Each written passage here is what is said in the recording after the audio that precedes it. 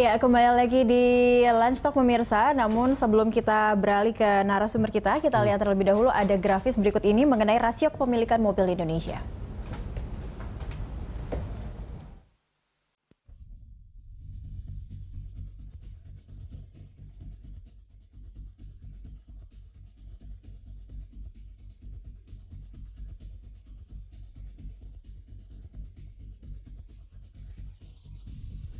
Ya, berikut ini grafis yang kita lihat sejumlah pabrik mobil yang sudah berdiri di Indonesia. Ada Toyota, Daihatsu, Honda, Suzuki, Mercedes-Benz, dan Wuling.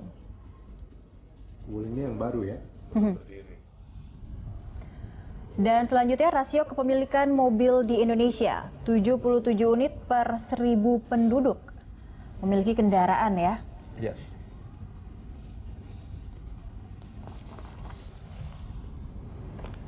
Ya, dan sekarang sudah bergabung bersama kita I Gusti Putu Suryawirawan, Dirjen Ilmate itu industri logam, mesin, alat transportasi dan elektronika. Ilmate singkatnya ya Pak Putu Dari ya. Kementerian Perindustrian seperti itu ya Pak Putu.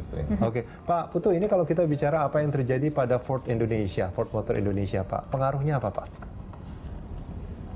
Ford Motor Indonesia sejak tahun 2002 hanya mengimpor dalam bentuk CBU. Oke. Jadi perlu kami jelaskan bahwa Ford Motor Indonesia tidak mempunyai fasilitas produksi. Jadi sebetulnya mobil-mobil Ford yang ada di sini ya seperti Bapak Ibu mengimpor Ferrari atau Lamborghini lah, kira-kira seperti itu gitu ya. Berarti dengan kata lain masyarakat Indonesia yang memiliki Ford berarti mereka memiliki kecenderungan itu mobil mewah seperti itu ya Pak? Karena Sebenarnya kita tahu CBU adalah mobil mewah. Bukan. Jadi mobil CBU artinya mereka memang tidak mempunyai APM di sini. Dan memang sejak tahun 2002 Ford Motor Indonesia ada di sini bertujuan selain memasuki pasar Indonesia, sepertinya mereka merencanakan untuk punya fasilitas produksi.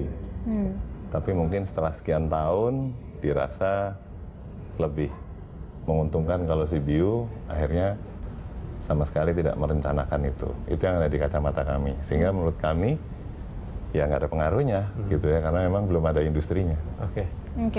Karena hal itu tadi, apa karena melihat pangsa pasar mobil buatan negara lain, khususnya negara dari Jepang yang lebih banyak, yang lebih digemari oleh masyarakat Indonesia?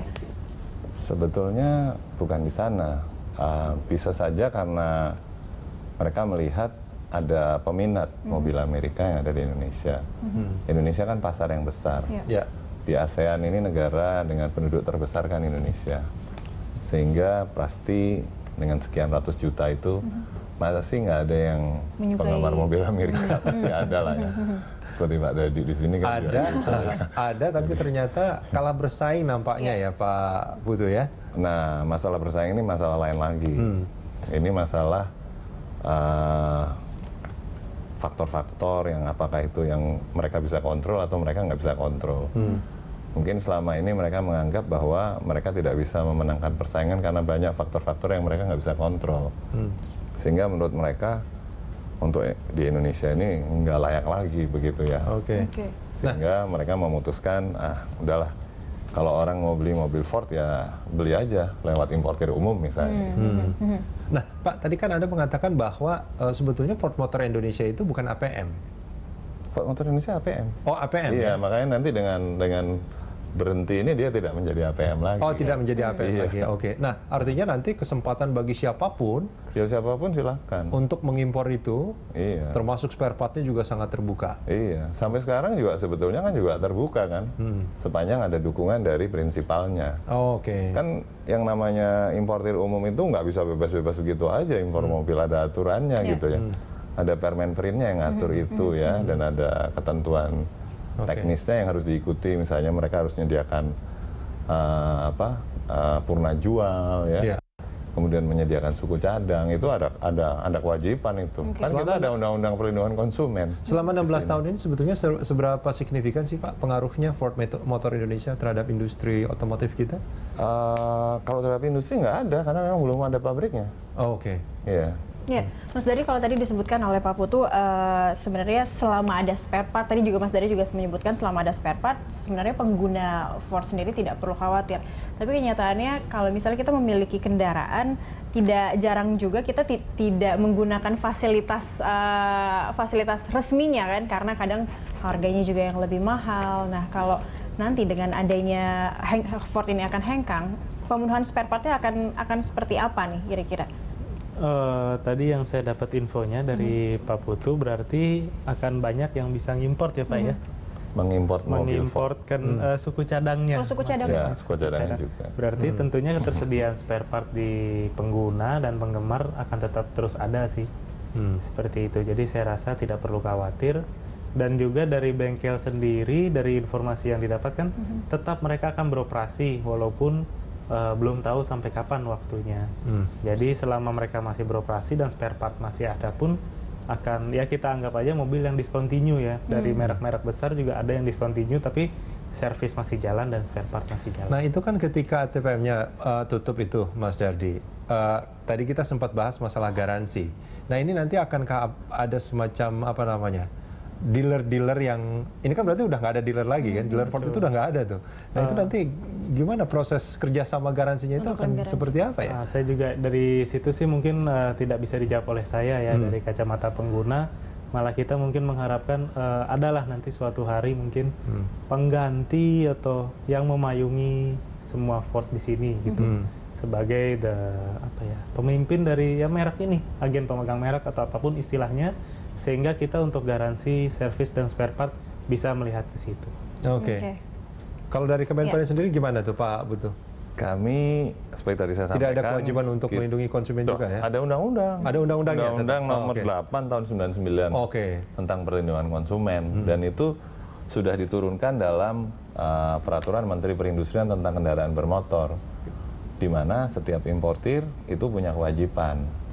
Dan kewajiban apa nih? Kewajiban untuk memberikan pelayanan purna jual dan suku cadang kepada pelanggannya. Itu ada ketentuannya. Kalau dia melanggar, itu ada pidana di undang-undang itu gitu ya. Loh, tapi setelah mereka hengkang ini gimana proses purna jualnya? Yang hengkang kan ATM-nya. Mereka tidak akan, ya yang namanya market mereka pasti nggak akan tinggalin gitu ya. Cuma mereka tidak lagi mendatangkan mobil CBU melalui PT Ford Motor Indonesia. Ya. Menurut kami sebetulnya yang menjadi beban itu sebenarnya bukan dari konsumen, tapi kita pemerintah gitu loh. Kalau kita bayangkan Indonesia ini adalah shopping mall, tenan kita pergi satu kan gitu kan, kira-kira gitu ya, walaupun dia belum menjadi tenan yang anchor ya, di mana dia industrinya sudah ada di sini. Tapi kan sebetulnya dengan ada Ford Motor Indonesia di sini, harapan kami tadinya someday mereka akan bikin mobil di sini gitu. Nah, tapi kan mereka udah pergi yang sudah bikin pabrik saja ada yang menutup kan? Nanti dulu, ini saya belum cerita. Oke, silakan. Kita ambil contoh misalnya seperti General Motors ya, Chevrolet waktu itu ada pabrik tutup. Apa yang terjadi, dia datang lagi dengan join dengan pihak lain yang namanya SGMW, Shanghai GM Wuling Motors. GM juga gitu ya. Nah, mungkin 3 tahun lagi Ford akan datang dengan bentuk lain, kita nggak tahu ya. Ya ini adalah suatu dinamika dari globalisasi, dari persaingan global. Jadi kita sebenarnya untuk konsumen sebenarnya nggak perlu risau. Mereka akan tetap dapat dukungan. Karena Ford Motor Indonesia juga mengatakan dalam kawatnya kepada kami bahwa mereka pasti akan menjamin ketersediaan suku cadang, ya pelayanan purna jual, ya servis, itu semua mereka akan tetap lakukan. Ya, jadi ini yang tinggal jadi pembuktiannya saja nanti ya. Dan tolong dipahami bahwa yang namanya hengkang ini statement apa gitu loh, karena dia belum pernah invest secara industri ya. Maka itu saya kurang sepakat kalau pakai istilah hengkang. Apa yang paling tepat sebetulnya Pak Putu? Ya menutup bisnisnya lah gitu ya. Kita akan lanjutkan. Dan mungkin aja akan kembali dengan bentuk lain ya Pak Putu ya. Iya, bisa saja dia datang bentuk lain. Baik. Kita akan lanjutkan di segmen berikutnya. Pemirsa tetaplah bersama kami, Lansok akan segera kembali.